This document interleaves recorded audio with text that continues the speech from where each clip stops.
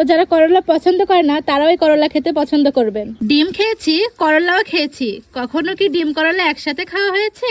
না, হয়নি। তো আজ আমি আপনাদের ভিন্নভাবে ডিম করলা ভাজি করে দেখাবো, যা খেতে দারুণ স্বাদ। তো কথা না বলি, চলুন শুরু করি। রেসিপিটি শুরু করার আগে আমি করলাগুলো সুন্দরভাবে কেটে নেব।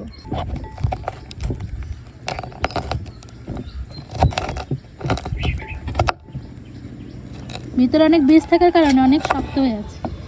দেখুন, এই করলাটাও সেম ভাবে কেটে নেব।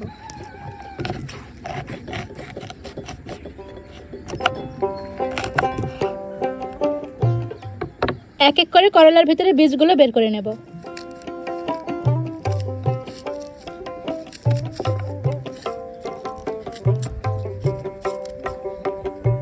ঠিক এভাবেই ছাড়িয়ে নেব।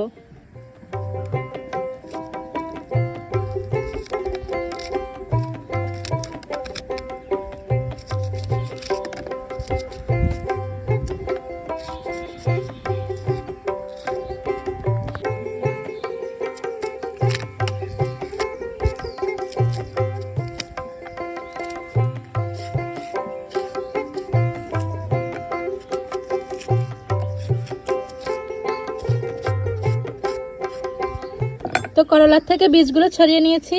এখন আমি ডিমের উপকরণটা বানিয়ে ফেলবো। মিশ্রণটি বানানোর জন্য ডিম লাগবে, তো আমি ডিমটা ফাটিয়ে নিচ্ছি।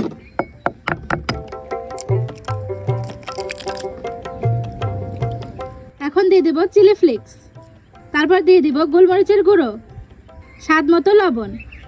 এবার ভালোভাবে ফেটিয়ে নেব।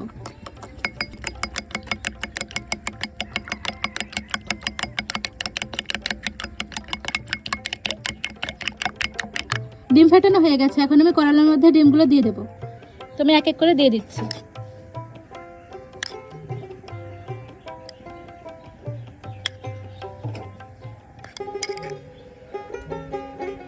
তো করলার মধ্যে ডিমগুলো দিয়ে দিয়েছি। এখন আমি এটা সিদ্ধ করে নেব। তো আমি ছাকনা বসিয়ে দিয়েছি। এখন এক এক করে করলা দিয়ে দেব।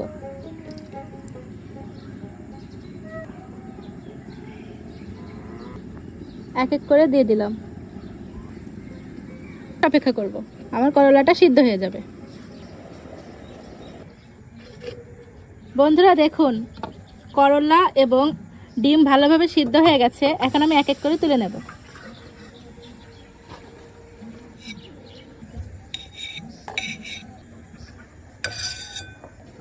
তো এবার সিদ্ধ করে করলা পিস পিস করে কেটে নেব।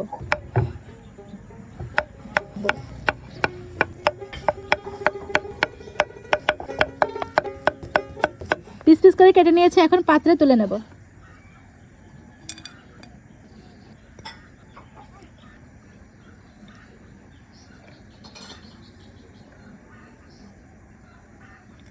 তুলে নেওয়া শেষ। তো করলাটা ভাজার জন্য আমার তেল গরম করে নিতে হবে। তো আমি তেলটা গরম করে নিচ্ছি। পরিমাণ মতো তেল দিয়ে দেব। তেল গরম হয়ে গেছে। এখন আমি এক এক করে দিয়ে দেব করলাগুলো।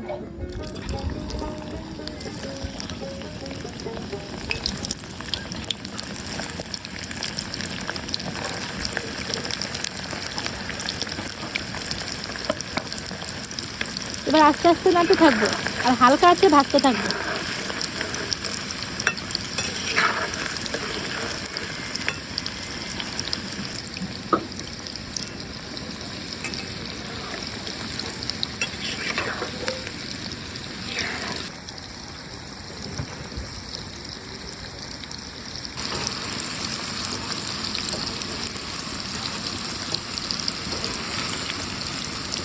প্রায় ভাজা হয়ে গেছে, আর একটু ভাজতে হবে।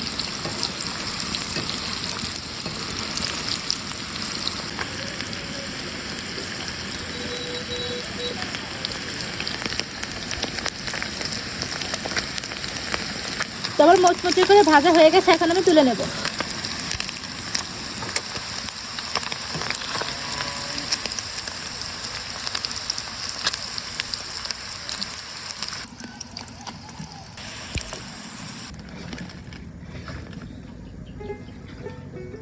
তো হয়ে গেল খুব সহজে একটি করলার রেসিপি।